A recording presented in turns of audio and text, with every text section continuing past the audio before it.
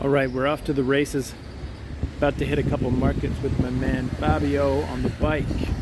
After failing for 3 consecutive days to secure an interview with one underground rapper who shall remain unnamed, I was fortunate to have Fabio, the owner of the small hotel in which I was staying, offer to take me to a few local markets to check out some of his favorites.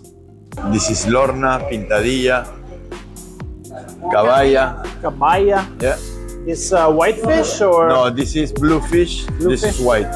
Do they use this Blue. in ceviche? Yeah, in the north they like caballa, ceviche de caballa. They love it. Okay. But they make it with the skin and with the bones and everything. Okay. So you see the people like struggling with the fish. Yeah. I don't like it because it's a strong flavor, but most of the people like it. No, le gusta el ceviche caballa en el norte, como le muerden. Más rico, you see. Yeah. He love it. This one looks nice. It looks like it would be This is like tuna a fish. strong fish, yeah? This is like a tuna fish, Yeah. but small. ¿Cómo se llama este? Bonito. Small bonito. Yeah, okay. Small bonito. Nice. Like that one. This is a little bigger. Yeah. The pelicans, they're Oh, waiting. wow. They're waiting for Wow. Cool. for some fish. Sometimes they got the fish and they throw their guts, you know? Yeah. So these guys love it. I've never seen a pelican before Yeah? in real life. Yeah, there's many here. Cool. I didn't expect that. Yeah. Next, Fabio and I set off to a small market in search of the storied plate of 7 colors. He says there's no more 7-color plate because the guy that made that plate died in the COVID. Oh. So now the only place is they spell gracias, and they make only 3 colors: chanfaina, tallarín, and ceviche. Because before here they come with the plate, you know, 7 colors, and everybody whoa. So it was a mix of like 7 dishes, Yeah. a little bit of any of all, no? Damn, that's good ceviche. Good ceviche has to be cold, not warm. So when you do it, you can put add some ice cubes, or you can like make it, put it in the freeze. Yeah. That's Like probably 5, the best way, yeah. right? But to reduce the acid of the lemon, it's good to put some ice cubes. Some people put some fish soup, or they make like a The leche de tigre, right? kind of leche de tigre. Okay, so this is beef lung. What's the name of this one again? Chanfainita. Chanfainita.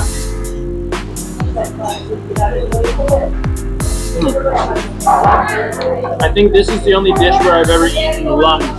Yeah. But I've eaten, stomach and Liver and brains. stomach, yeah. I had sheep brains in sheep head soup in Cusco. Yeah, they have sopa de cabeza de carnero. Yeah. It's good. Yes, but the texture of the brains for me was a little bit weird. But the soup itself, Too greasy, no, too I like don't even know the word. jellyfish, Yeah, but the soup itself was so like tasty. too raw. Yeah. Like you feel it. You feel like it was like raw, huh? Oh, it was completely raw. The guy brought over like an extra brain and just put it in the soup. Alright, this is the famous Papa Huancaína sauce. Delicious. Yeah. Buenas. And this is a pink fish, huh? Yeah, it's called aguja. La uca. Aguja. Aguja. Like needle. Pez aguja. It's like pink meat. What with the lime, with the lemon, it turns white. This is actually one of the best ceviches that I've had. Yeah. The fish is so fresh. Yeah, so fresh. You can feel it. Delicious. So I guess I'll ask you, what exactly is Criolla food that we're having right now? Criollo, it's mix of Spanish food Yeah. and Andes food. Yeah. And that's where the fusion is, you know?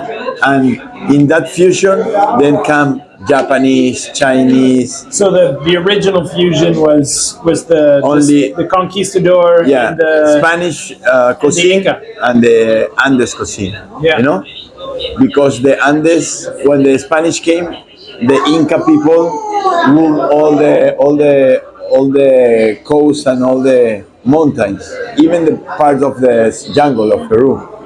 So they have the influence of the food. You know, Yeah. they have people, they have exchange, they have commerce. So they have like fish from the coast, they have fish from the river, you know, in the table of the people, you know. Yeah. So what? How has it been being a small business owner coming back from COVID that's reliant on tourism? Like, is it starting to come back? Yeah, it's starting to come back, but there's a recession, you know, world recession. People in don't have Peru, no, in in specific, the world. in the world, yes. Yeah, World people don't recession. have cash, you Yeah, know. yeah. Everybody's in debt Yeah. because most of the people didn't work for 2 years. Yeah. You know, Yeah. 2 years living in the credit cards or in how do you say loans. You know, Yeah. So, did you somebody have have to pay those loans. You know, was your business shut down all through COVID? no, because I own the house. Yeah. So I live there, so I couldn't shut it down because it's my house. Yeah. But I rent for months. You know? Oh, per Yeah, month to monthly. month. Yeah. Because most of the people lose their jobs Yeah. and they, how do you say, give back the apartments they rent. You know, Yeah. because they were like $1,000 per month, Yeah. so they prefer to move into a room. Ah. So I was good, you So know. you were I was able to- yeah, I was able to rent rooms, you know. Okay. So when did you start opening up for tourists again? 2022, Yeah. like mid year of 2022, Yeah. when there were no more mask and no more Yeah. those crazy things, you know. Are you full most of the time now? Like, how's No, business now? like when it opens again, I was full for like maybe 3 months, Yeah. and then there was like a political riots and confusion here because the last president, they want to shut down the Congress, Yeah. so it was like a lot of riots for like starts in December till end of January. So it was like maybe Wow. almost 60 days. So The highways were shut down.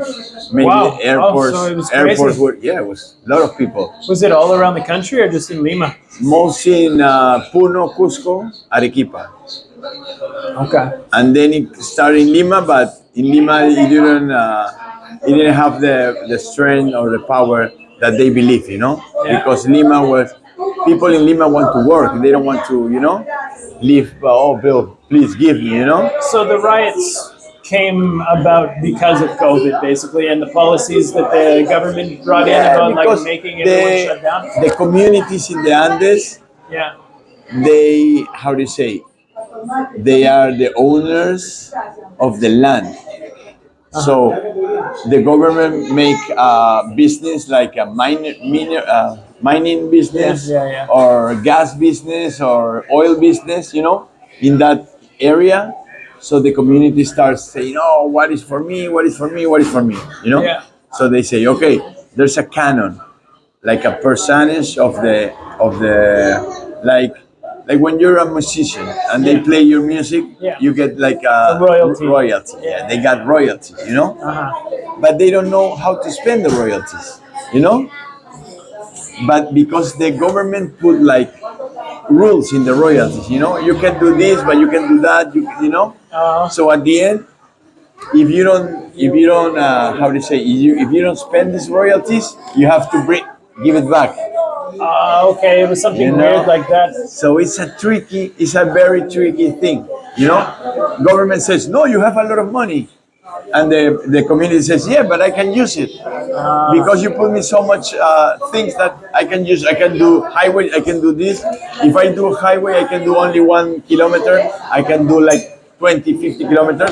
1 kilometer of highway is more expensive than 100 kilometers because I have to say, I make the contract for many kilometers is more cheap than Right. it's like buying 1 kilo of rice or 1 ton of rice. The price of Yeah, the kilo yeah. of the rice is much, cheaper in the ton Yeah. to the kilo. So they want to move by the kilo. So people are no, they don't want to spend like that. So Yeah. at the end, they just make parks and paint and paint and paint and paint, repaint, Interesting. make a boardwalk, then destroy it, make another boardwalk on top of that because So- they don't know what to do with the money. So a lot of it got wasted as well. Yeah. So, is this the type of food you grew up eating, or like what kind of food did you have in your house when you're younger? When you're like, Like when I was young, I have like a lady that goes to my house yeah, to clean.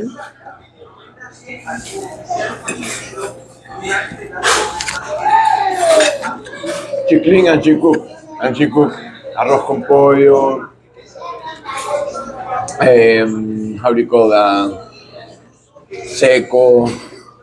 Like many of the Creole food. yeah, Like instead of using patita, you can use a chicken. How do you say? No wings, but the thighs. fries, yeah, Or something like that. Not because patita is expensive, because the children don't like patita. ah, You know what I mean? yeah, Same with the caucao. You make caucao, but not with this. but not with the stomach. The chicken. Yeah. With chicken or fish. Yeah, Not because they don't have it or they can do it. Because the small children, yeah, they they're go, weird oh about no, this three-piece. I'm eating towel. This is a towel. Where's my towel? Oh, very nice, man. You like it? Yeah, cheers.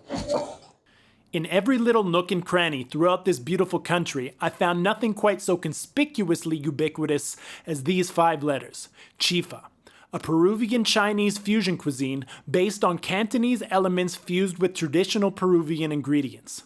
This unique cuisine was birthed in the late 19th, early 20th century when an abundance of Chinese immigrants flooded into Peru to fill the agricultural labor shortage after abolishing slavery in 1849. So I'm here at the Green Manzana. Okay, I've just received my Saho Fang con Carne. Ah, perfecto. All right, this is really good and a nice portion. Oh, this is gigantic.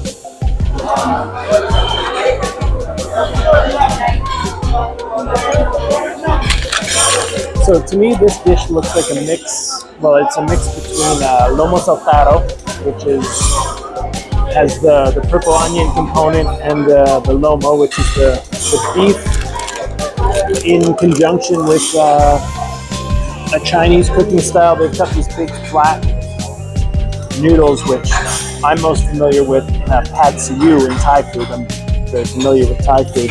But we'll give this a bite without the sauce.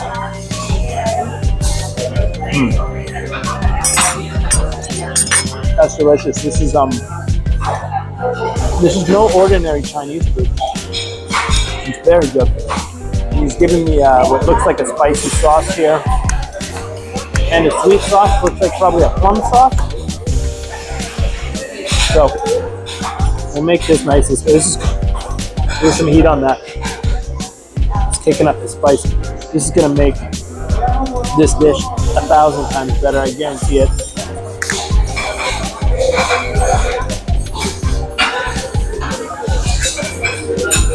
That's proper.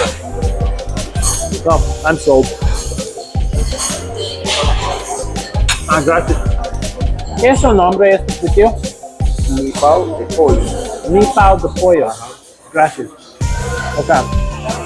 My dumplings have just arrived. It's called mi pao de pollo, and this is some kind of a Peruvian fusion Chinese chicken dumpling. Like that. You can see that under the light. Hot, steaming. Pretty good. try it.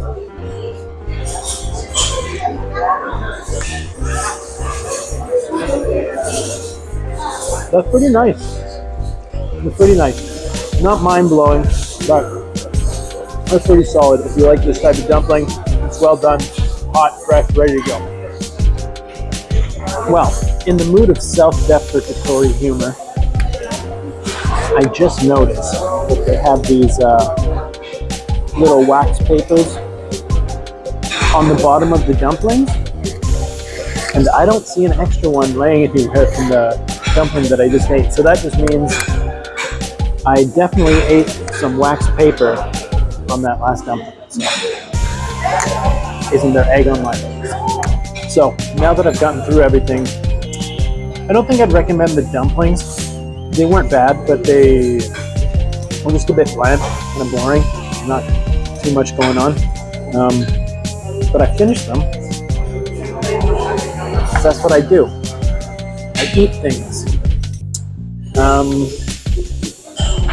This dish was magical, but as you can see, it's made me tap out. The personal is about enough for 3 people, so. And I got a big appetite. I don't usually tap out, but I'm gonna take this thing for a snack for later, I think. Hopefully I can get some of this delicious sauce with it as well, because it was really top notch. So yeah, the Chifa experiment passed with flying colors.